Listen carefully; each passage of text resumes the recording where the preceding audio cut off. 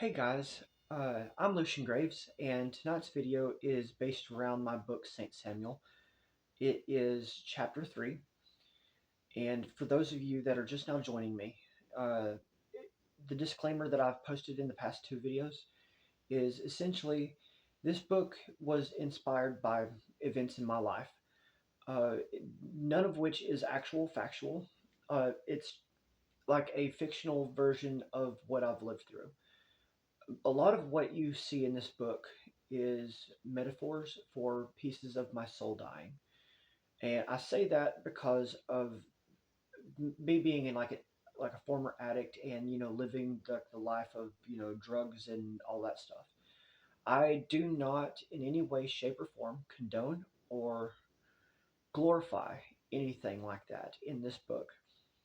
But there is some violence and a lot of questionable parts that might, make you either deeply emotional or kind of like cringe because of some of the graphics in it.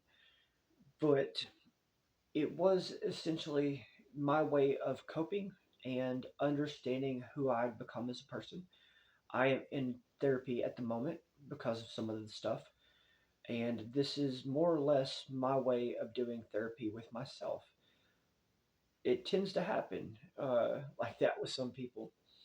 But without any further, lollygagging or explanations, I'll go ahead and get to the story. Again, it's chapter 3, No Saints Left. The highway blurred under the weight of exhaustion. Samuel drove, hands steady, jaw locked, eyes empty. The photo still sat on the passenger seat, half crumbled, a reminder that everything he was fighting for was nothing more than a leash. The road ahead wasn't a way out. It was a tunnel closing in, leading him deeper into something he could no longer escape. A man like him had two choices: obey or burn, and Samuel had never been good at obedience. The lights of a gas station flickered in the distance, a neon bleeding against the dark. He pulled in without thinking. The truck rattled to a stop, the engine cut off, leaving behind nothing but silence, thick, suffocating, curling around his ribs. He sat there, breathing, burning. His reflection stared back at him in the windshield, unshaven, hollowed eyes, looking more like a ghost than a man. Was this it? Was this the moment he just gave in? The door creaked as he stepped out, boots hitting the pavement. The gas station was mostly empty, just a sedan by the pumps, some teenager inside staring at his phone. The only other person was a woman behind the counter, half bored, barely looking up as Samuel walked in. He needed to clear his head. He needed to think. But all he could hear was the man's voice, calm, surgical, dismantling everything Samuel thought he was. No more hesitation. His fist clenched. He could almost feel the walls closing in.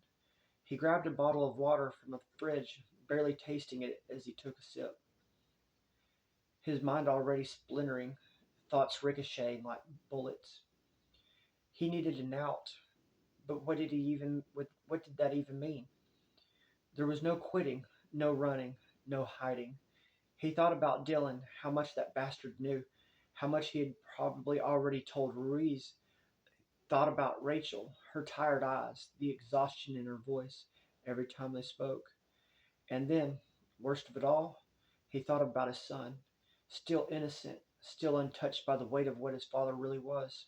For now, Samuel just squeezed his eyes shut. He had spent so long trying to be something for his kid, something good, something stable. But the truth was he was rotten, a man with dirt under his fingernails and blood in his rearview mirror. But now they had him by the throat. He set the water bottle down, hands pressing into the counter, knuckles going white. Rough night? The voice was soft but almost hesitant. He blinked, glancing up. The cashier, she was younger than him, maybe late 20s. Her eyes were weary but kind, like she had seen a man like him before. Samuel exhaled through his nose, something like that. She nodded, as if that was all the answer she needed. It gets worse before it gets better. Samuel let out a sharp breath, something that might have been a laugh if there was any humor left in him. You think it gets better? She shrugged. Depends on what you're willing to do. His jaw locked. What he was willing to do. A man like him didn't get redemption, he didn't get second chances. But if they had already taken everything from him, then what the hell did he have to live? What the hell did he have left to lose? Samuel reached into his pocket, pulled out a crumpled bill, and tossed it on the counter. Keep the change. She didn't think about him. She didn't thank him. She just nodded, as if she already knew he wasn't looking for conversation. As he walked back to his truck, his mind already shifting, the leash was tight around his neck, but he wasn't about to let them choke him out without a fight. No more hesitation. No more pretending. If they wanted him to be a monster, then it was time he became one. The truck rumbled to life beneath Samuel's hands. He didn't drive. Not yet. The gas station lights cast a sickly glow over the cracked pavement, making everything feel unreal, like he was standing outside of himself, watching his own life spiral into something worse than a nightmare. The photo of his son still sat on the passenger seat. He didn't look at it. He couldn't. His hands gripped the wheels, knuckles whitening. He felt the weight of it, everything, the pressure, the inevitability of the trap. His mind ran in circles, dissecting every option, every move. He could run. No, they would find him. He could fight. Against who?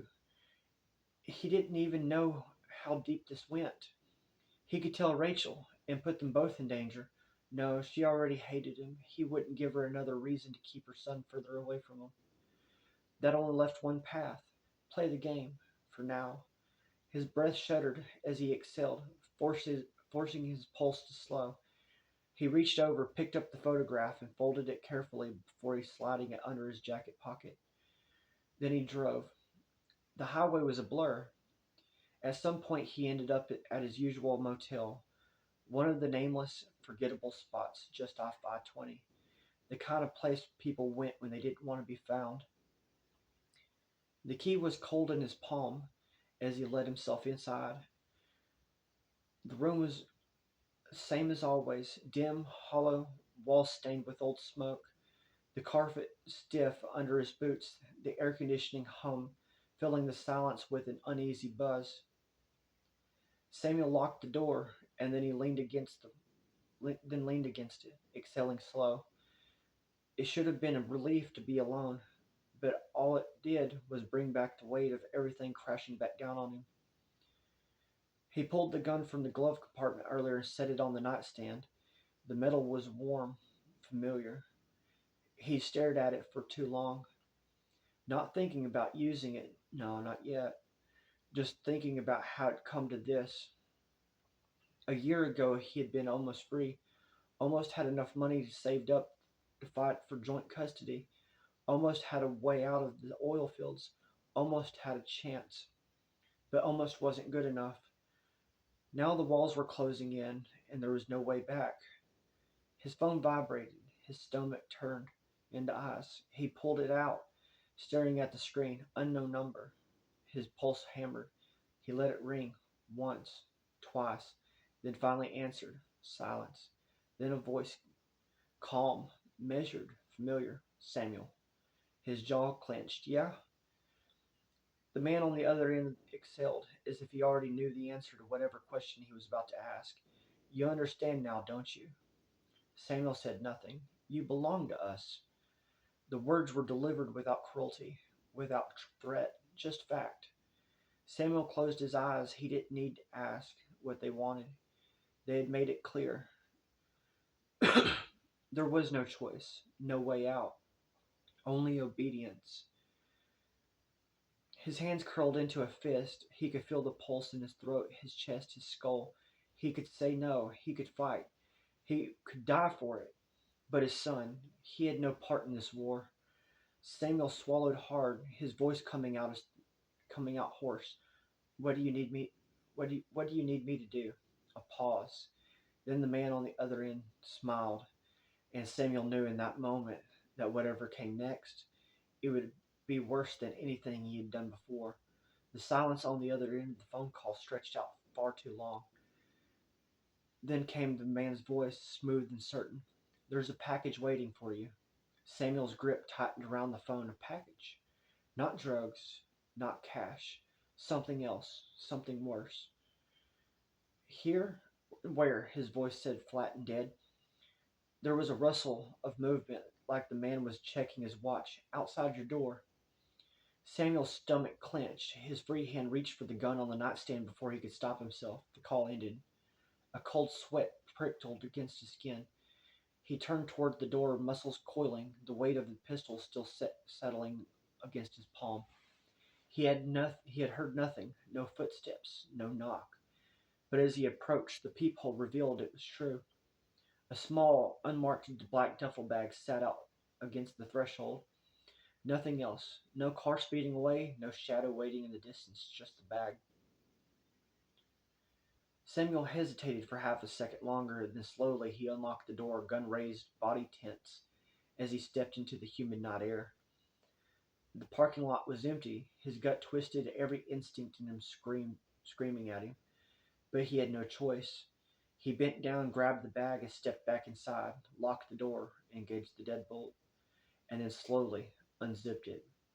At first, all he saw was fabric. It was clothes, a black suit, crisp, expensive.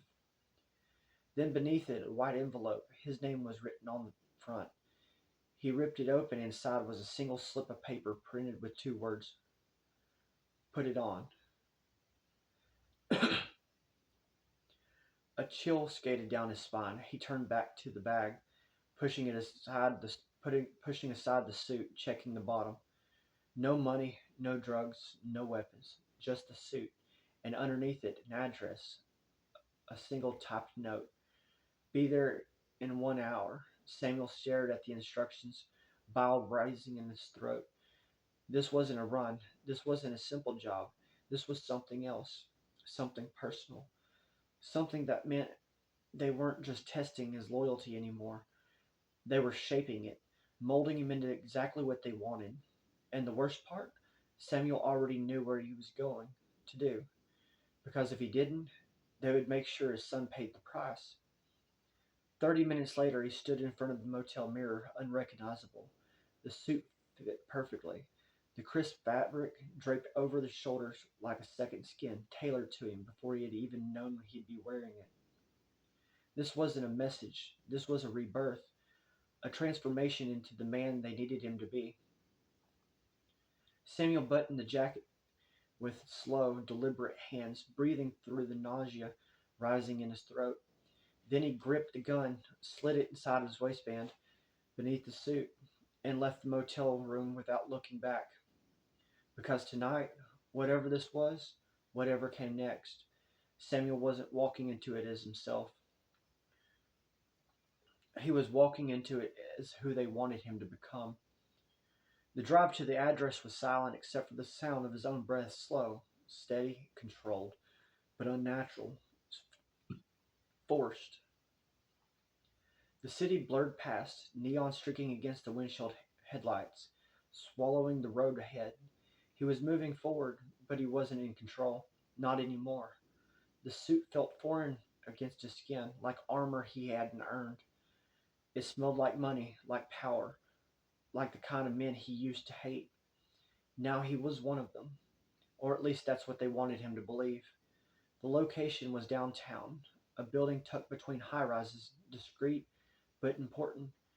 He pulled into a valet roundabout where a man in black nodded and opened the truck door before he even killed the engine.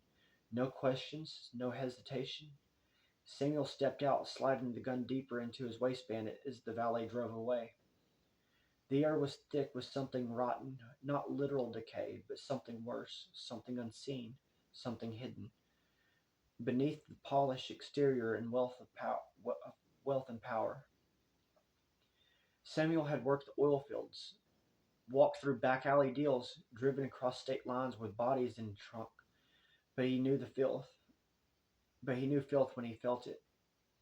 In this place, it was clean. It's too clean. The kind of clean that came from money that had washed itself so many times it almost looked white. Almost. A tall man in a suit greeted him just inside the door, expression blank and eyes assessing. Right this way. No name, no introduction. Samuel followed. The hallway was long, the walls lined with abstract paintings. Expensive, meaningless. The kind rich men bought not because they understood art, but because they needed somewhere to put their money. The art was thick with perfume, whiskey, and something floral and artificial, a cover. He was led through the side entrance into a private lounge, low lit, intimate, and then that's when he felt it. The shift, the weight of the room pressing in. Samuel had been in dangerous places before, but this was different. This wasn't some backroom deal at a dive bar. This was the feeding ground. The people inside, men in tailored suits, women in designer dresses, voices smooth as silk, weren't just as important. They were predators, and Samuel was the newest addition to their pack. He adjusted the cuffs of his jacket, steadying his breath as he scanned the room. At first glance, it was just another gathering of the rich and powerful. But then he saw it, the subtleties. The way a man in the far corner gripped a woman's wrist just a little too hard. The way another leaned in close and whispered something. Her laughter forced, practiced. The way eyes lingered when they thought no one was looking. Samuel wasn't here for drugs. He wasn't here for money. He was here for something else.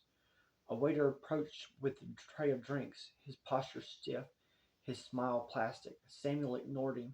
He didn't drink at places like this, not when he didn't know who was pouring. He felt someone watching him before he even saw them. A man in the far end of the room, sitting comfortably in a leather chair, older, sharp eyes, silver in his temples, suit impeccable. Ruiz, the man who truly held the leash. Samuel only met him once before, brief in passing, but now he was standing in front of him, summoned like a dog. Ruiz gestured to the empty chair across from him. Sit. Samuel didn't move right away. He was nearly aware of the eyes on him, of the people watched, of the way people watched, whispered, and waited. He was being tested, so he sat. Ruiz studied him, swirling the glass in his hand. The suit fits. Samuel said nothing. A smile crept across Ruiz's lips. You were always meant for this, you know. Samuel clenched his jaw. Ruiz leaned in, voice dropping just enough that only Samuel could hear. There's something I want you to see tonight. Samuel's pulse quickened. Not something to do, something to see. That was worse. But whatever it was, whatever line they were about to cross, they wanted him to watch, to understand, to accept. And once he did, there was no coming back. Ruiz took a slow sip of his drink, then set it down. You belong to us now. Samuel exhaled, the weight of the words sinking into his skin. He wanted to argue, to deny it, but deep down he knew. He had already stepped too far inside, and the doors were closing behind him. Samuel sat motionless, his fingers curled around the smooth fabric of the slacks, tension winding, went, tension winding through his body like a coiled spring. Ruiz studied him, his expressions unreadable. A man already knew the ending before the game even began. You hesitate, Ruiz observed, voice like silk. That's good. It means you still think you have a choice. Samuel didn't answer. Ruiz smiled. Come. Samuel followed him down a side hallway, past more expensive paintings and doors that probably led to things he wasn't ready to see. His stomach twisted with unease, but didn't stop. It couldn't. The corridor ended at a single door, dark wood, heavy. Ruiz pushed it open. Samuel stepped inside, and his breath stalled. The room was dimly lit, shadows stretching long across the floor, and in the center, a man, tied to a chair, beaten, bloody, and gagged. His head lolled forward, weak and barely conscious. Samuel's pulse slammed against his ribs. This wasn't a warning. This was a lesson. Ruiz stepped beside him, voice smooth. Do you want to know why you're here? Samuel's throat felt tight. His mouth was dry. Something to see. Ruiz smiled to understand something. He moved closer to the bound man, gripping his chin, lifting his head. The man groaned weakly, eyes fluttering open, and that's when Samuel's stomach dropped because he knew the man. Not well, not personally, but he had seen him before at the rigs. A foreman, mid-40s, divorced like half of them, used to bum smokes from the younger guys. His name clawed its way into Samuel's throat, but he didn't say it. He couldn't. Ruiz released the man's chin and stepped back, turning to Samuel with a casual ease. This man, he gestured vaguely, made a mistake. Samuel swallowed hard. What kind of mistake? Ruiz arched his a brow, almost amused. The kind that doesn't matter. What matters is what happens next. Samuel's pulse was a drum in his ears. This was it. The moment they forced him to cross the line, he could never uncross. He could walk away right now, but at what cost? His son, Rachel, his own life. A long silence stretched between them. Then Ruiz spoke again, softer this time. I know what you're thinking, Samuel. You want to believe you're still a good man, that the choices that you make are for survival, not power. Samuel clenched his jaw. Ruiz smiled. Survival is power. He stepped back, gesturing towards the man in the chair. So tell me, Samuel, do you do you want to live? And there it was, the suggestion, the final step, not an order, not yet, but a choice that wasn't really a choice at all. And the man in the chair groaned, head tilting towards Samuel, eyelids fluttering. His face was swollen, one eye nearly shut from the bruising, the blood crusting along the temple. But then, recognition. Samuel saw it the second their eyes met, not fear, just understanding. The bound man's breath hitched. His lips moved around the gag, trying to form words. His body tensed, not in the way someone would if they were begging for their life to a stranger, but in the way someone would when they saw a familiar face in the last place they would ever expect. Samuel felt his stomach tighten. Ruiz noticed. He always noticed. Samuel schooled his face into indifference, forcing his gaze to harden. Who is he? Ruiz studied him, searching then, with a slow amusement, he said. He works in the same world you do, doesn't he? Samuel clenched his jaw. Ruiz stepped around the chair, placing a hand on the man's shoulder, casual, almost fatherly. This man made mistakes. He asked questions he shouldn't have, saw things he shouldn't have. Samuel forced himself to stay still. That's the problem with the oil fields, Ruiz continued. It's full of men who think they can dig too deep. Samuel kept his expression unreadable, but inside his pulse slammed like a war drum, because now he knew this wasn't random. This wasn't just a test.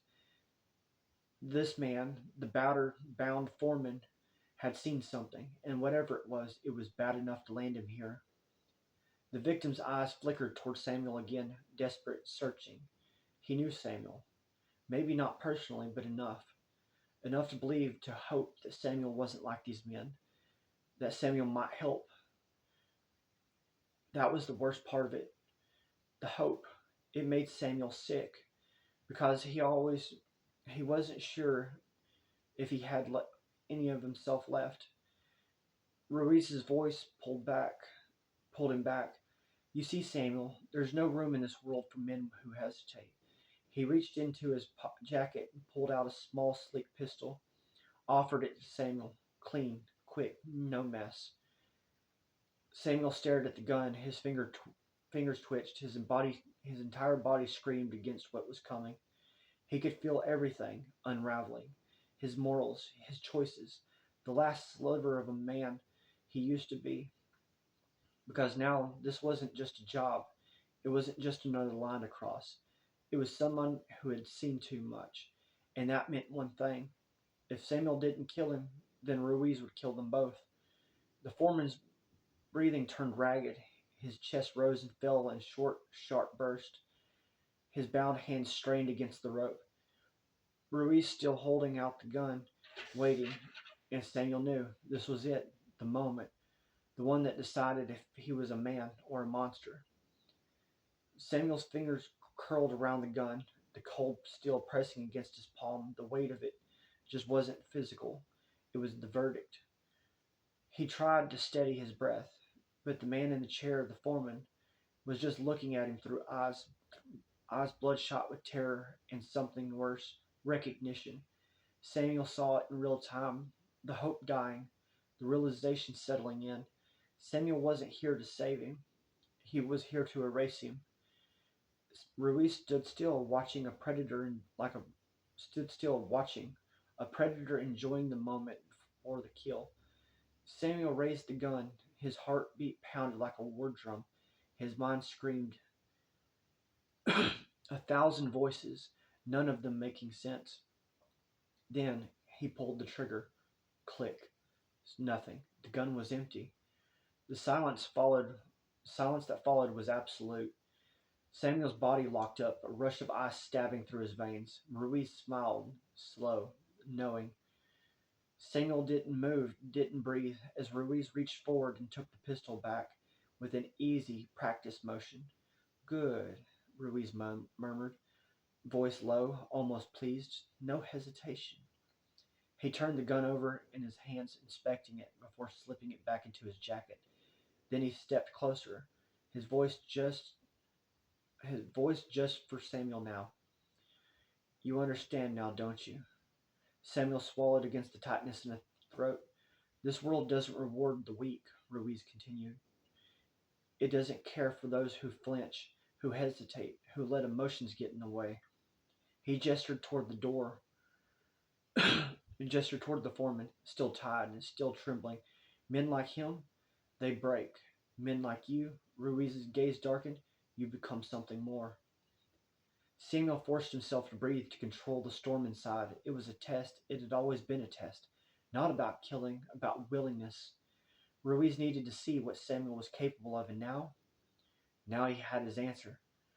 The older man gave a satisfied nod and turned, snapping his fingers once.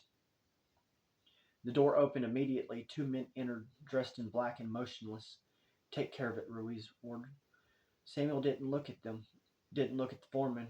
He just turned and walked out. By the time he stepped back into the main lounge, his hands were steady.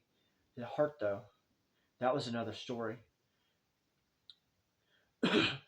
Ruiz joined them minutes later, pressing a fresh drink into Samuel's hand. You just proved something important, he said, taking a sip of his own whiskey. That you belong here. Samuel let the words settle. He was part of the past. He was past the point of pretending otherwise. You understand commitment, Ruiz continued. Loyalty. He glanced at Samuel, eyes sharp, and I respect that. Samuel stayed, quiet, waiting. Ruiz's smile was unreadable. I hear you're in a bit of a custody dispute. Samuel's pulse kicked.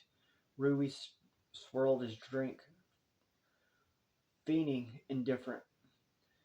I imagine that kind of thing could be, messy. He took a slow sip, then met Samuel's gaze. Would you like that mess to disappear? Samuel's grip tightened around the glass. Everything in him wanted to say no, to keep that part of his life separate. But that was a lie, because deep down he knew there was no separate anymore. There was only this. And if he wanted to keep his son, if he wanted to win, then he had to play the game. He exhaled slowly, and then met Ruiz's gaze. Yes. Ruiz grinned wide. Then let's get started. Samuel left Ruiz's estate with a deal in place and a war raging inside of him. The road blurred beneath his tires as he drove, the neon lights of the city fading into long stretches of empty highway. The weight inside his chest had lifted. If anything, it had grown. Ruiz had offered him a path. He had taken it, and now things were moving fast. too fast. Samuel gripped the steering wheel, his knuckles white. It had been a test, a loaded gun with no bullets, a lesson in obedience. But that man, the foreman, he wasn't spared. Ruiz's men had handled it, and Samuel had walked away, knowing damn well that just because he hadn't pulled the trigger didn't mean his own hands were clean. His hands were soaked. A hollow laugh escaped him, bitter and sharp. He had told himself he was doing this for his son, for custody, for survival. But at what point did survival turn into something else? At what point did a man stop being a man? He rolled down the window, the wind whipping against his face, but it didn't clear his head. It didn't erase the image of the foreman's bloodshot eyes, the slow, sinking realization that he was a dead man, that Samuel had sealed his fate the second they didn't say no. And the worst part, not the fear, not the violence, the acceptance. Because in the end, the foreman had seen the truth. Samuel wasn't a savior. He was just another part of the machine, and the machine didn't stop. Not for anyone. By the time Samuel reached East Texas, dawn was creeping over the horizon. He parked outside his apartment, but he didn't go inside. Instead, he sat there, gripping the steering wheel, the silence stretching long and heavy. His phone buzzed. He exhaled sharply, rubbing his hands down his face before glancing at the screen. It's Rachel. For a moment, he considered letting it ring, and then with a slow breath, he answered, "Yeah." "You got a lawyer?" Rachel's voice was sharp, cutting through the haze in his mind. Samuel sat up a little. "What?" "A lawyer," she repeated. "Suddenly, the judge is willing to reconsider this custody dispute, like custody arrangement. Suddenly, my lawyer is telling me I should be worried." A pause. "And now I find out you're backed by some high-end legal team I've never heard of. So tell me, Samuel, where the hell did you get the money for that?" His grip on the phone tightened. Ruiz worked fast, too fast. Samuel had barely processed the deal, and already the pieces were moving. He shouldn't. He should have expected it. Ruiz didn't waste time. "That's none of your business," he said. Rachel let out a bitter laugh. "Bullshit. You were struggling to keep your apartment a month ago. Now you're rolling in enough cash to fight for full custody." Silence stretched between them. Samuel knew he had to tread carefully. Rachel was smart, and if she started digging, that could get dangerous. "You always wanted to step up. You always wanted me to step up," he said slowly. "Now I am." "Don't turn this around on me, Samuel," Rachel snapped. "This isn't about you being a father. This is about whatever the hell you're mixed up in. Because I know you, and I know when you're lying." Samuel shut his eyes, pressing his fingers against his temple. "Are you in trouble?" Rachel's voice softened just slightly. "Tell me the truth." The truth. The truth was Samuel had crossed the line, that he had sold his soul to a man who didn't believe in debts, only ownership. The truth was that Rachel was right to be afraid, but he couldn't say that. He couldn't give her a reason to take his son and run. So instead, he did what Ruiz taught him. He played the game. "You don't need to be worried about me," he said, voice steady. "I'm doing what I have to do, that's all." A long silence, and then Rachel exhaled, slow and tired. "You keep telling yourself that," she murmured. "But one day, you're going to wake up and realize you're not doing this for him, you're doing this for yourself." The line went dead. Samuel let the phone drop onto the passenger seat, staring blankly at the dashboard. He knew Rachel was right. He just didn't know if he cared anymore. Samuel sat in his truck outside his apartment, the weight of Rachel's words still pressing into him like a slow turning knife. "One day you're going to wake up and realize you're not doing this for him. You're doing this for yourself." He exhaled sharply, running his hand down his face. Maybe she was right, or maybe it didn't matter anymore. The line had already been crossed. His phone buzzed again. This time it wasn't Rachel, it was Ruiz. Samuel swallowed down the knot before in his throat before answering. Yeah, good work tonight, Ruiz said smoothly. You proved yourself. Samuel didn't respond. Ruiz chuckled. Don't go quiet on me now, amigo. You wanted to help with your kid, didn't you? Consider this a start of a fruitful partnership. Samuel's jaw tightened, and what does that mean, partnership? A pause. Then Ruiz's voice dropped into something colder. He had been waiting for this question. It means you don't get to hesitate anymore. Samuel clenched his fist, digging his nails into his palm. I've got something lined up for you, Ruiz continued. Nothing complicated, just a little errand. I'll be in touch. And the line went dead. Samuel closed his eyes, his pulse hammering against his skull. No room for hesitation. He had known what was coming. He had known this was the second. He had known this the second Ruiz's help that it wasn't help. It was a leash, and now it was tightening. He pushed against the apartment door. The place barely the place barely had more than a mattress, a couch, and a pile of unopened bills on the counter. He moved toward the sink, turning on the faucet, splashing cold water over his face. But then he looked up into the mirror. He didn't recognize the man staring back. He thought about the foreman, the empty gun, the way his silence had signed the man's death warrant. Samuel had told himself it wasn't his problem, that he wasn't the one that pulled the trigger, but that was a lie. Because the moment he accepted the game, he had already lost. His stomach twisted. He gripped the edge of the sink, knuckles white. Ruiz wasn't done with him, and now the next test was coming. And that, my friends, concludes chapter 3. Uh, be looking forward to chapter 4 in the morning. Um, I greatly appreciate y'all taking the time to sit with me and hear my stories out. Again, like always, I will remind you that I do not sit there and beg for comments, likes, and subscribes or anything like that. But if you like my story, if my story helps you, by all means, feel free to reach out, ask me questions, or let me know how my stories have helped you. And with that, I really hope that y'all have a good night. Thank you.